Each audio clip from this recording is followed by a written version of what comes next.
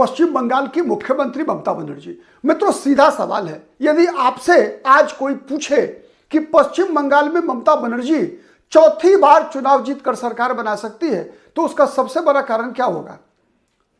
हर व्यक्ति का जिसे पश्चिम बंगाल की राजनीति समझ में आती है, जवाब एक ही होगा कि यदि मुसलमानों का वोट 100% ममता बनर्जी के पक्ष में गया तो फिर ममता बनर्जी को चुनाव जीतने से शायद ही बीजेपी रोक पाए।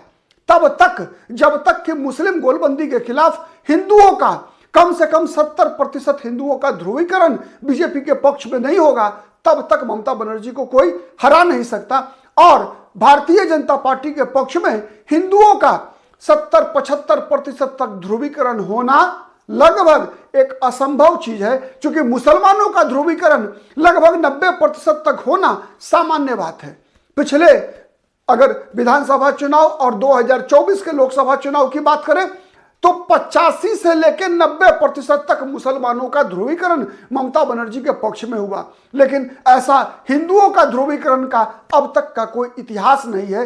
लेकिन जिस प्रकार की परिस्थितियां इस चुनाव में पश्चिम बंगाल में बनती हुई दिख रही है, बाबरी मस्जिद के इर्द गिर्द, हुमायूं कबीर के इर्द गिर्द, जिस प्रकार से ओवैसी का फैक्टर पश्चिम बंगाल में एक बड़ा मुद्दा बनता हुआ दिख रहा है, उससे भी बड़ा मुद्दा बनता हुआ दिख रहा है मित्रों कि मुसलमानों के अंदर रिप्रेजेंटेटिव पॉलिटिक्स का एक जिसे हम कहते हैं ना कि एक एस्पिरेशन डेवलप हुआ है कि मुसलमानों को केवल वोट बैंक के रूप में इस्तेमाल करके कोई ममता बनर्जी मुख्यमंत्री बन जाए, कोई अखिलेश यादव मुख्यमंत्री बन जाए, कोई तेजस्वी यादव या नीतीश कुमार मुख्यमंत्री बन जाए, कोई रेवंत रेड्डी मुख्यमंत्री बन जाए, इससे मुसलमानों का क्या?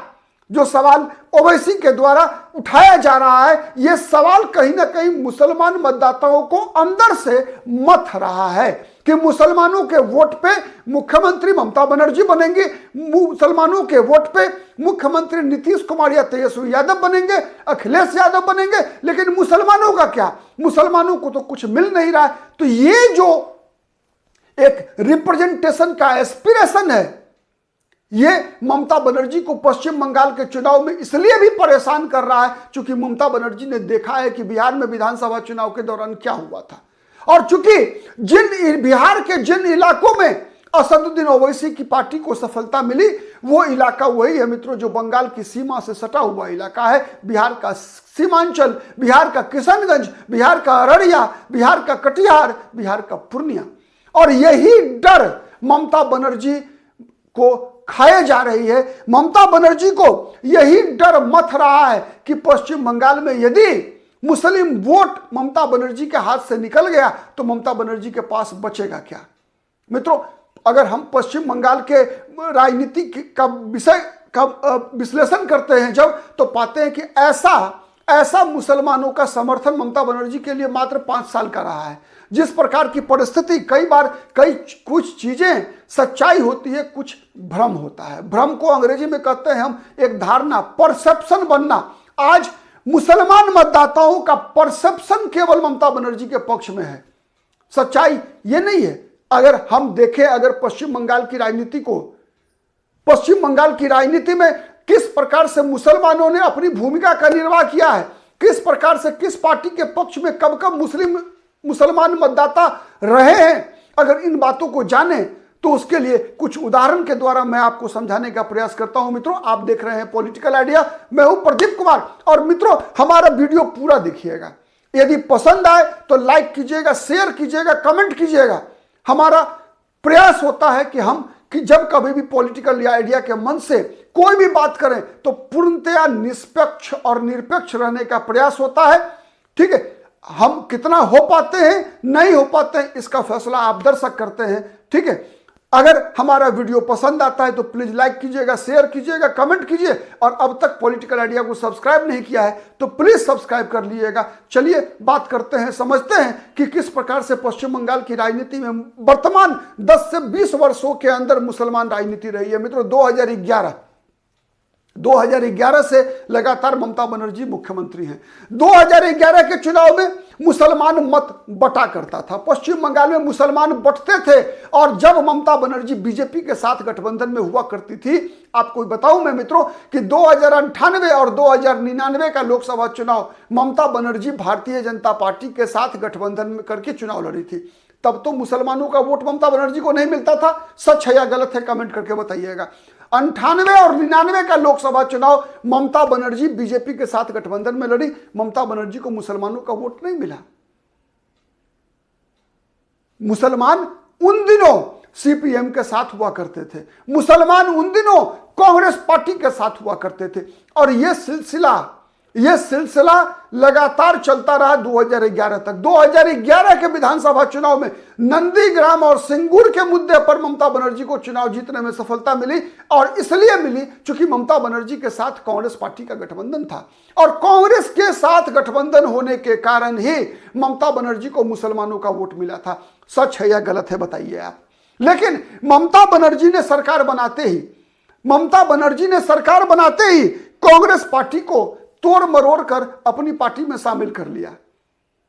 तोड़ मरोड़ कर ममता बनर्जी ने पूरी कांग्रेस पार्टी को अपनी पार्टी में शामिल कर लिया। और उसके बाद क्या हुआ मित्रों?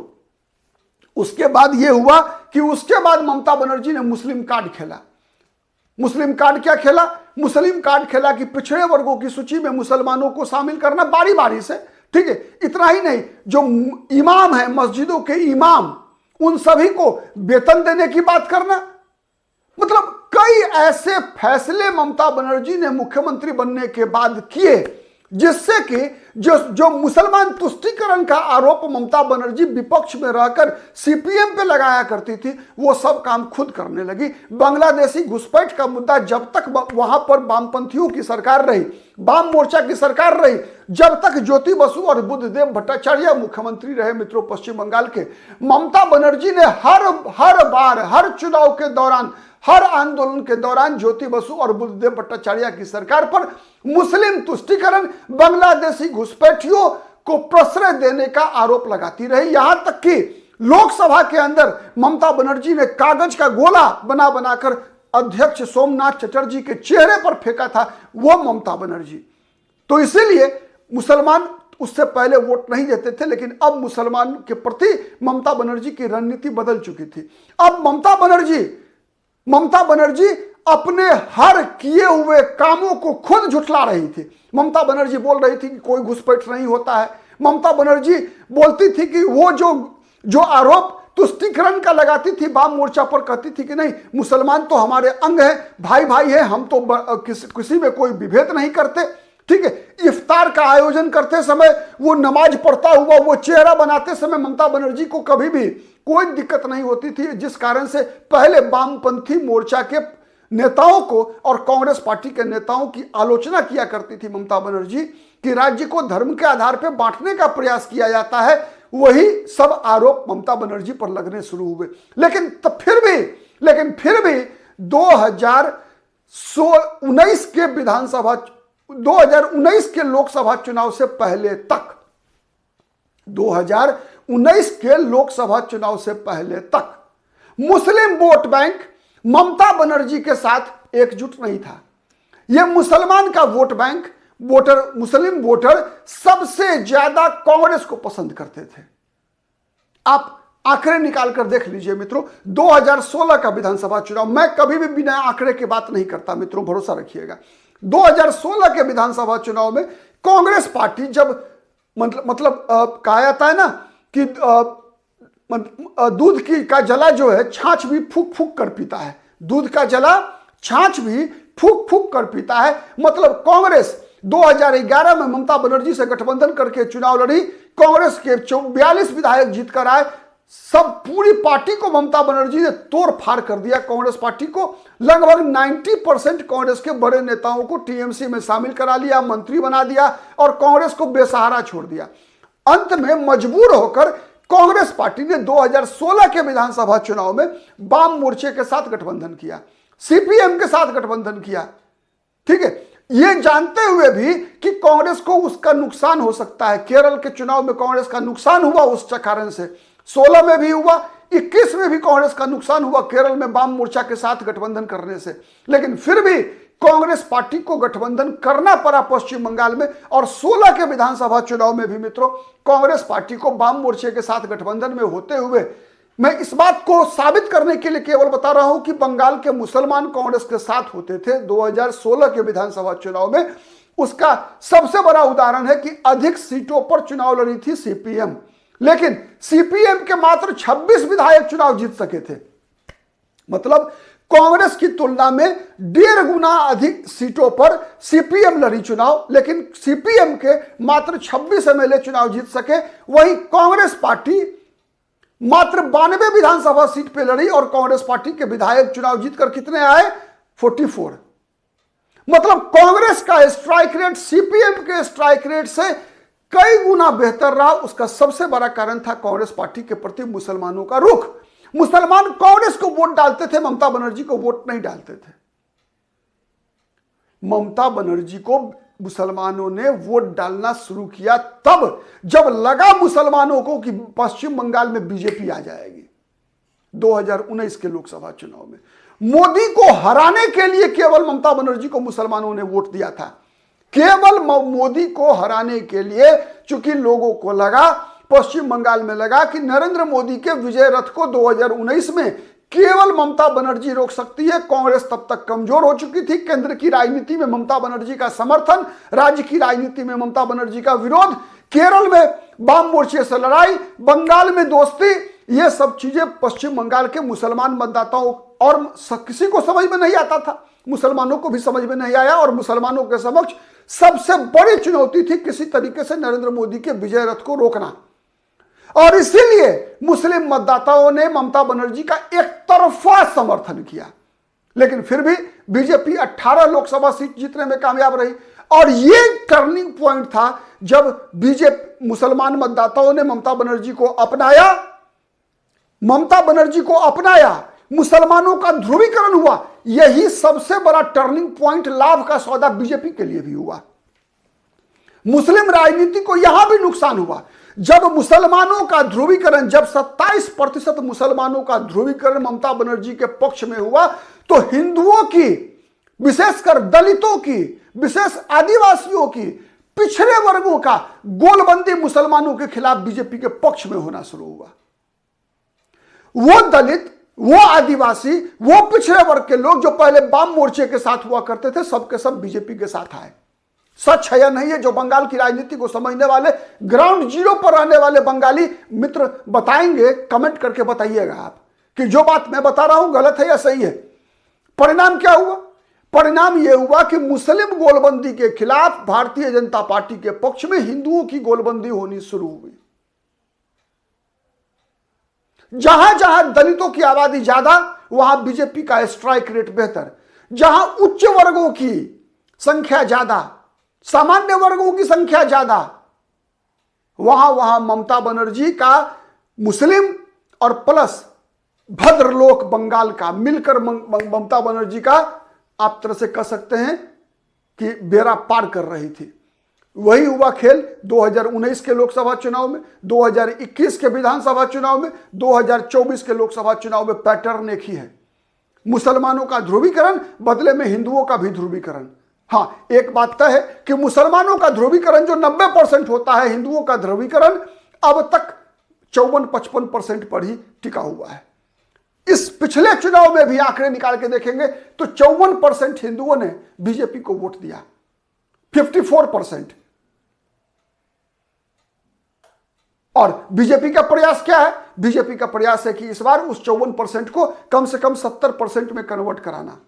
लेकिन ममता बनर्जी के जो ममता बनर्जी के साथ जो मुसलमान थे, उन मुसलमानों को लग रहा है कि भाई भारतीय जनता पार्टी से लड़कर फायदा किसको हो रहा है? फायदा ओनली ममता बनर्जी को हो रहा है। अब इसका असर क्या हुआ? उसका एक और असर हुआ मित्रों। जब मुसलमानों का ध्रुवीकरण हुआ तो बीजेपी को फायदा हुआ, लेकिन नुकसान मुसलमान का इसलिए हुआ कि पहले जो पश्चिम बंगाल के विधानसभा में हर पार्टियों को मिलाकर लगभग आप कह सकते हैं 20% मुसलमान विधायक चुनाव जीता करते थे। लोकसभा में लगभग 15-20% मुस्लिम उम्मीदवार चुनाव जीत कर जाते थे। उनका उनका घटता गया, उनका आंकड़ा घटता गया। मतलब मुसलमान के वोट पे विधायक सांसद कौन बनने लगे? ममता बनर्जी की जाति के लोग। बिहार में जैसे तेजस्वी यादव की जाति के लोग, उत्तर प्रदेश में अखिलेश यादव की जाति के लोग, दिल्ली में अरविंद केजरीवाल के लोग। मतलब वोट मुसलमान का और फायदा किसका? केजरीवाल का, अखिलेश का, तेजस्वी का, ममता बनर्जी का। और मुसलमानों को क्या मिला? तो अब जो पश्चिम बंगाल के अंदर राजनीति है, जिस राजनीति की शुरुआत बिहार विधानसभा चुनाव से हुई थी, वो राजनीति पश्चिम बंगाल पहुंच चुकी है। और दूसरा, बाबरी के मुद्दे पर हुमायूं कबीर की राजनीति एक और ममता बनर्जी के लिए खतरा है। ममता बनर्जी के लिए खतरा हिंदुओं का ध्रुवीकरण, मुसलमानों का ध्रुवीकरण, कांग्रेस पार्टी का ममता बनर्जी के खिलाफ होना, वाम मोर्चा का ममता बनर्जी के खिलाफ होना, ओवैसी का ममता बनर्जी के खिलाफ होना, ठीक है, वेलफेयर पार्टी ऑफ इंडिया का ममता बनर्जी के खिलाफ होना, आईएसएफ का ममता बनर्जी के खिलाफ होना। और हिंदू के अलावा मुसलमान भी समझ चुके हैं कि मुसलमानों की आक्रामकता और मतलब जो एक तरफा ममता बनर्जी के साथ जाने का नुकसान, एक तो उनके विधायक सांसद की संख्या घट गई, सबसे बड़ा नुकसान।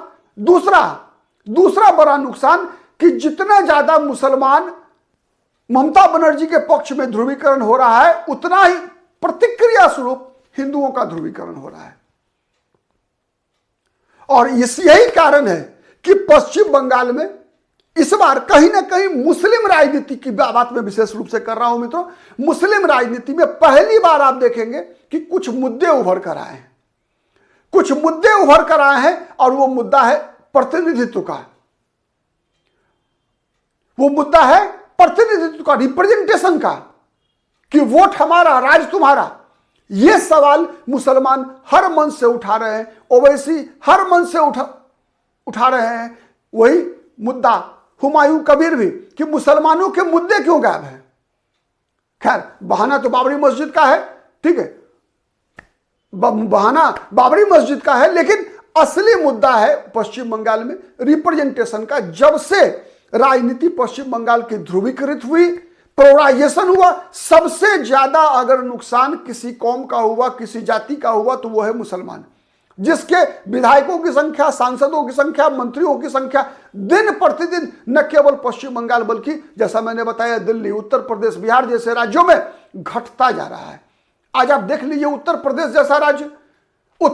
जैसा राज्य मित्रों, जहां पर कि लोकसभा के अंदर समाजवादी पार्टी के 37 सांसद हैं, 37, और मुसलमान कितने हैं? मात्र 4, 10% भी नहीं। बिहार में आरजेडी के एक भी नहीं है, मुसलमान जीते हैं आरजेडी की टिकट पर। आप अनुमान लगा लीजिए कि मुस्लिम राजनीति क्यों इतनी बेचैन है। तो ये मुस्लिम राजनीति के अंदर जो बेचैनी है, ममता बनर्जी से जो बिखराव हो रहा है मुसलमानों का, ये ममता बनर्जी के लिए एक बड़ी परेशानी का कारण है। क्या अंत में परिणाम ही बताएगा कि हमारा अनुमान कितना सही है? आप क्या सोचते हैं? जो बात मैं समझ पा रहा हूं, जो बात मुझे दिख रही है, क्या आपको भी दिख रही है? कमेंट करके बताइएगा। आज के लिए इतना ही, फिर मुलाकात होगी किसी अन्य मुद्दे पर। तब तक के लिए नमस्कार।